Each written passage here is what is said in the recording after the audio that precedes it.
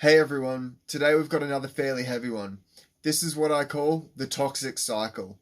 This turns up from our children in three waves. First wave is attention seeking behavior. Second wave, that's when they're playing up to try and get that same attention. And our third wave is where they go to outside sources, outside people to get that attention. This is what we're trying to avoid. Usually I'll see this turn up in children that have been hurt, traumatized, or abandoned in some way. For some people that could be extreme, for others it could be something much more subtle. In my life, I had a parent that would turn up every day. They'd go to work, they'd pay the bills, but at the end of the day, they'd be sitting on the couch, they'd be watching TV, and as soon as that TV went on, they'd be there physically, but they'd check out mentally, and they'd check out in every other way. For me, that just made me need to find that attention in a completely different way. Another thing that I see, or a deeper thing that I see cause this issue in children, is what's called a father wound. Now, a father wound usually turns up when they've got low contact, they've been let down, or they've got massive hurt from a parent. It doesn't need to be a father, it can be the mother or the father, but either way, they feel some kind of neglect, and they'll usually lash out in these three different ways before they basically give up. Now, when it comes to the attention seeking stage, what we can do to pick this one up when it's starting in our own lives is we look for anything that's annoying. If we can notice these things, it sounds bad, but if we can notice these things that are the annoying behaviors, we can usually do something to fill that gap. We can realize that there's a problem and we can find a way to bring that attention to meet that need of our child exactly where they're at. Another way that we can do this is just by giving them some extra time. If we're sitting with them, if we're listening to them, if we're talking to them, they'll begin to tell us these things themselves. It'll just come out in conversation. All that children are is little people. If we think about it like that, a 1-year-old, a 2-year-old, a 15-year-old, someone 45, all of us are just people, right? If we think of these children as little people and treat them like little people, they're going to tell us where the problems are. They're just going to get more and more vocabulary and get better at that as they get older. If we're looking at them this way, we're going to be more willing and more ready to listen to them.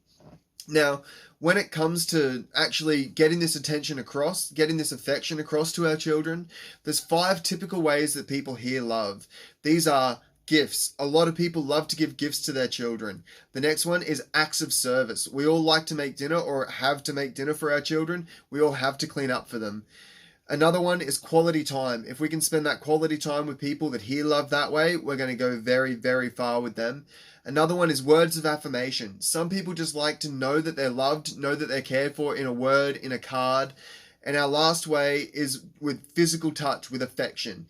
If we can think of these 5 love languages and figure out how we express our love and how our children hear that love, we're going to go much, much further with connecting with them. They're going to feel that attention, they're going to feel that affection, they're going to feel wanted and loved, and hopefully they're not going to move on to that next wave. Now, we need to be like these love languages. We need to be giving them what matters the most. We need to be meeting their needs, and we need to be ready, willing, and able to speak their language. The only way that we're going to understand their language, the only way that we're going to get to know what's important to them is by spending the time with them. Spending the time. I know that it's difficult at the end of the day to put in that extra effort. I've been in places myself where I'm so busy, or at least think I'm so busy, that I can't put that time in. The thing is that if we're not there being their rock, as in the third stage here, as in the third wave we're getting to, they're going to go somewhere else and they're going to find that attention, they're going to find that affection elsewhere, and I'm sure that none of us want that from our own children. We don't want them running off to who knows who to get their needs met. We need to spend that time, we need to put in the work now, because if we don't put it in now, it's going to be more difficult, harder later. Now, the second wave that we've got here is the playing up, the attention seeking stage. I said before that we want to notice where they're annoying us. Usually where they're annoying us is somewhere that they feel that there's a gap that we can fill, somewhere that they feel that they can get in. When we get to the stage of them playing up, they're literally pushing the boundaries. They're doing everything they can to get us mad at them because they're thinking, whether they realize it or not, is that if we're at least mad at them, that means that we care. If we're at least mad at them, we're aiming something towards them. If we're literally giving them no attention, like I said, stage 3, wave 3, they're going to go elsewhere for that. We need to be realizing that when our children are doing things to push our buttons, there's times that they do that on purpose. There's times that whether they realize it or not, they're going to be doing that just to get a reaction out of us, because that is better than no reaction. Basically, we're validating them by giving them some of our time, some of our words, some of our anything. If they get to the point that they're pushing our buttons, they're literally screaming for this attention. They just want our attention. Now, if we put in small investments now, especially in this second wave, in this play up stage, we can avoid much, much hurt later. As I was trying to not say before, it's a matter of hard now or harder later. If we don't put in the work, if we don't spend that time now, it's going to take us so much more time, so much more effort to even have a chance of changing and fixing things in the future. Now, when this play up stage comes in, this is going to sound counterintuitive, but they're literally looking for boundaries. If we can, again, sit down, explain things to them, listen to them, and work out where we need to put boundaries to keep them safe, they're going to respect that in some weird way.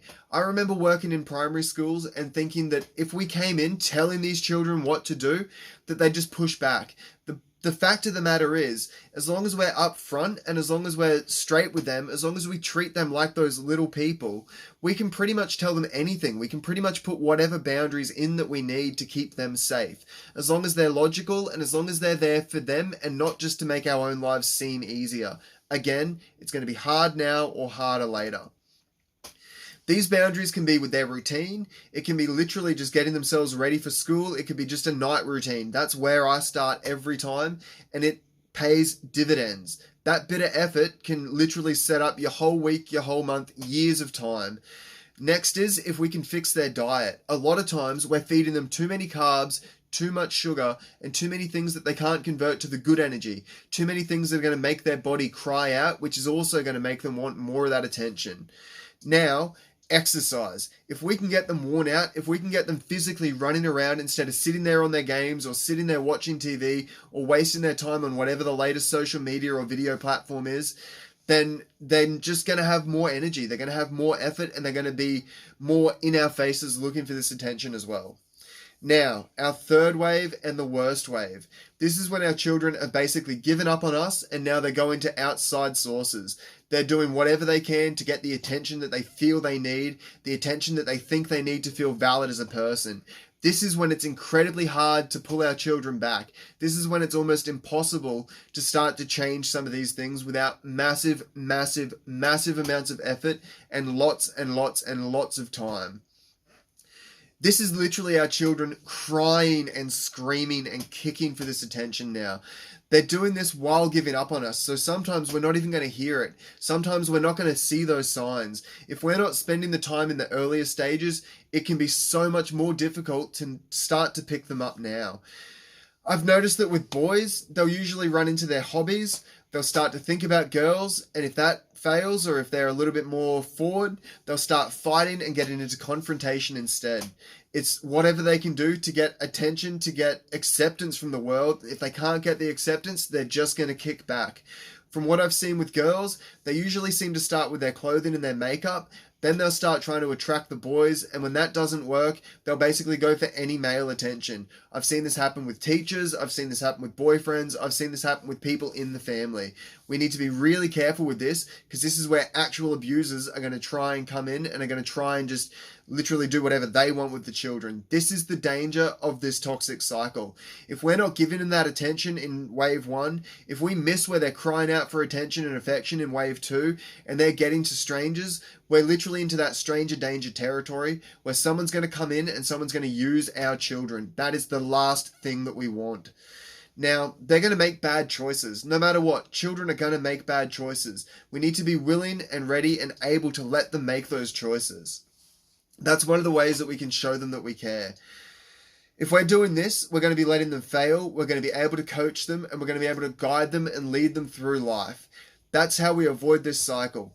Paying attention, letting them fail, letting them grow, and building them into a human. We're there to facilitate their little lives. We're there to coach them and to build them into more competent humans than we are ourselves. We're there to fix the issues and the problems that we've had in our own family. I'd suggest that we all start going back and thinking about where these cycles might have been in our own lives, because that might highlight some of the places that we've got the deficiencies in our own parenting. If you've got any other problems, you can reach out to me.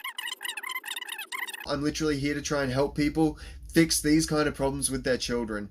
I've seen this success at home. I've seen this completely fail as well. I've been responsible for helping some of these cycles push on. It takes a whole lot. It literally, I've said it before, it's an old cliche. It can take an entire village to raise these children if we're not right there, if we're not investing in them, if we're not spending that time. No matter where you guys are at in this stage, no matter what's happening with your children, it's possible to turn this around.